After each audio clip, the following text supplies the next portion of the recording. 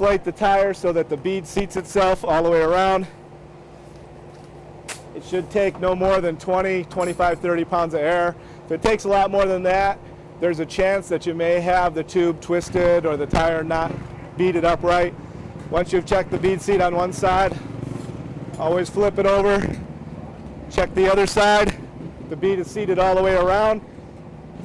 Before you set your pressure, bring your rim lock up to a moderate tightness. You don't really need to crank it down right now.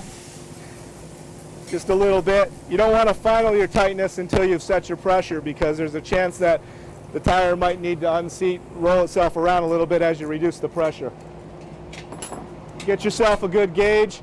We're working with 12 to 15 pounds of air pressure, so even 1 pound is almost 10%. 10% is a big adjustment. If you don't have a very accurate gauge and you're off a pound or something, that's pretty critical when you're talking about only 10 to 12 pounds. Lower your pressure down.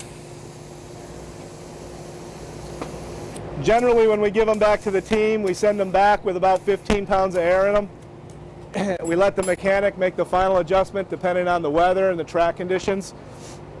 And I recommend for yourself to leave it up a little inflated, because if you've inflated it and it's out in the sun and hot, and the next morning you're going to ride and it's cooler, heat causes air to expand and it will change. Overnight you can lose air pressure as well, and so nothing worse than setting it at 12 and then going riding the next day and not having an air source and being down to 10 and chance of ruining a good tire. Come back, tighten your rim lock. There's a torque spec on these, but when you do enough of them you'll get a feel for it. I call it 2 finger. What you can do with 2 fingers is about all that it needs. When tires move and stuff like that, rarely does a tire move because of the rim lock. Generally the tube is moving because of friction inside. The baby powder kind of loosens that up and makes it so it doesn't have that friction.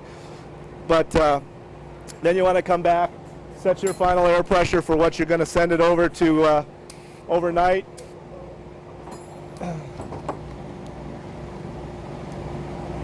Some wheels have the rubber boot, some wheels just have a nut. The nut's not really a locking nut. You want to keep that valve free. It's one of the reasons why some wheels have the bigger hole, so that that valve can go back and forth. The last thing you want to do is lock that nut down onto the rim, because then when the tube does move inside, you can't tell from the outside that it's done that, and then you'll tear the tube right out of the valve. Use a good air cap. The ones with the rubber seals usually work the best.